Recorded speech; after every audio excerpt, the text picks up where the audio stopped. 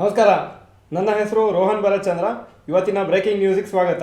ಇದು ನಮ್ಮ ದೇಶದ ಫೈನಾನ್ಸ್ ಹಾಗೂ ಎಕನಾಮಿಕ್ ನ್ಯೂಸು.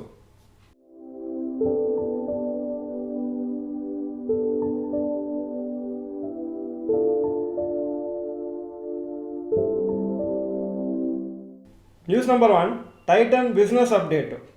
ನಿನ್ನೆ ಸಾಯಂಕಾಲ ಟೈಟನ್ ಕಂಪ್ನಿಯವರು ಅವರ ಬಿಸ್ನೆಸ್ ಅಪ್ಡೇಟನ್ನು ಅನೌನ್ಸ್ ಮಾಡಿದರು. ಅದರಲ್ಲಿ ಗ್ರೋತನ್ನು ಹೇಳಿದ್ದಾರೆ. ಡಿಸೆಂಬರ್ 2022 ಕಂಪೇರ್ ಮಾಡಿದರೆ ಈ ಡಿಸೆಂಬರ್ 2023 ಕ್ವಾರ್ಟರ್ಲಿ ಹೇಗಿತ್ತು ಅಂತ. Jewellery sector last year compare ಮಾಡಿದರೆ 23% ಜಾಸ್ತಿ ಆಗಿದೆ. ವಾಚಸ್ ಆ್ಯಂಡ್ ವೇರಬಲ್ಸ್ 21% ಜಾಸ್ತಿ ಆಗಿದೆ. ಐ ಕೇರ್ ಬಿಸ್ನೆಸ್ಸು 3% ಕಮ್ಮಿ ಆಗಿದೆ. ಎಮರ್ಜಿಂಗ್ ಬಿಸ್ನೆಸ್ಸು ಅಂದರೆ ಸಾರೀಸು ಮತ್ತು ಬೇರೆ ಅವ್ರದ್ದು ಬಿಸ್ನೆಸ್ಸು 24% ಜಾಸ್ತಿ ಆಗಿದೆ.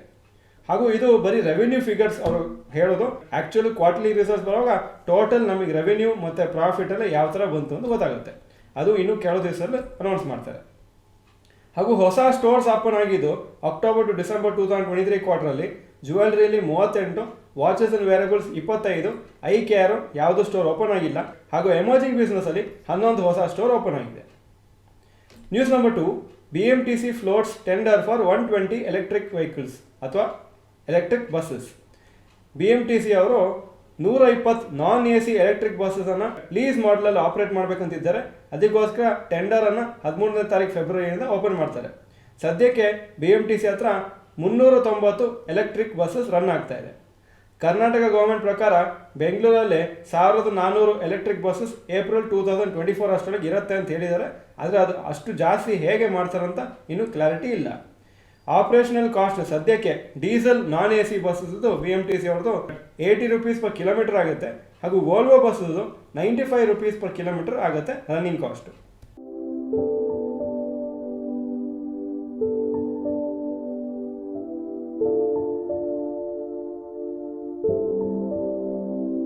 News number 3, Tamil Nadu targets 5 lakh crore investment.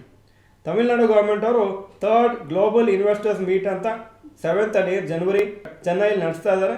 ಹಾಗೂ ಇನ್ವೆಸ್ಟ್ಮೆಂಟ್ಸು ವೇರಿಯಸ್ ಕಂಪ್ನೀಸು ಇಂಡಿಯನ್ ಹಾಗೂ ಫಾರಿನ್ ಕಂಪ್ನೀಸ್ ಅಂತ ಎಕ್ಸ್ಪೆಕ್ಟ್ ಮಾಡ್ತಾ ಇದ್ದಾರೆ. ಅವರ ತಮಿಳುನಾಡು ಸ್ಟೇಟಲ್ಲಿ ಇನ್ವೆಸ್ಟ್ ಮಾಡಲಿಕ್ಕೆ 5 ಲಕ್ಷ ಕೋಟಿವರೆಗೂ ಟಾರ್ಗೆಟ್ ಇಟ್ಟಿದ್ದಾರೆ ಹೊಸ ಬಿಸ್ನೆಸ್ಸನ್ನು ಅಲ್ಲಿ ಸೆಟಪ್ ಮಾಡಲಿಕ್ಕೆ. ಹಾಗೂ ಈ ಗ್ಲೋಬಲ್ ಇನ್ವೆಸ್ಟರ್ಸ್ ಮೀಟ್ ಮುಂಚೆ ತಮಿಳುನಾಡು CM ಅವರು ಜಪಾನ್, ಸಿಂಗಪೂರ್, UAEಗೆಲ್ಲ ಹೋಗಿ ವೇರಿಯಸ್ ಕಂಪ್ನೀಸನ್ನು ಅಲ್ಲಿ ಭೇಟಿ ಮಾಡಿ ಅವರು ತಮಿಳುನಾಡಿಗೆ ಇನ್ವೈಟ್ ಮಾಡಿದರು. ನಿಮ್ಮ ಮ್ಯಾನುಫ್ಯಾಕ್ಚರಿಂಗ್ ಹಾಗೂ ಬಿಸ್ನೆಸ್ ಆಪರೇಷನ್ಸನ್ನು ನಮ್ಮ ಸ್ಟೇಟಲ್ಲಿ ಮಾಡಿ ನಾವು ತುಂಬ ನಿಮಗೆ ಸಪೋರ್ಟ್ ಮಾಡ್ತೀವಿ ಅಂತ. News number 4, rapid news.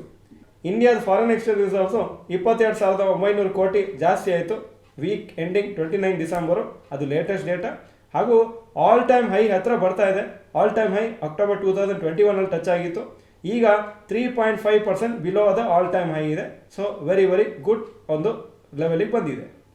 Vietnam ಅದು ಒಂದು ಲೀಡಿಂಗ್ ಎಲೆಕ್ಟ್ರಿಕ್ ವೆಹಿಕಲ್ ಕಂಪ್ನಿ. ಅವರು ಸುಮಾರು ದೇಶದಲ್ಲಿ ಅವರ ಎಲೆಕ್ಟ್ರಿಕ್ ವೆಹಿಕಲ್ ಸೇಲ್ ಮಾಡ್ತಾ ಇದ್ದಾರೆ. ಅವರು ತಮಿಳುನಾಡು ಗೌರ್ಮೆಂಟ್ ಜೊತೆಗೆ ಒಂದು ಅಗ್ರಿಮೆಂಟ್ ಹಾಕಿದ್ದಾರೆ.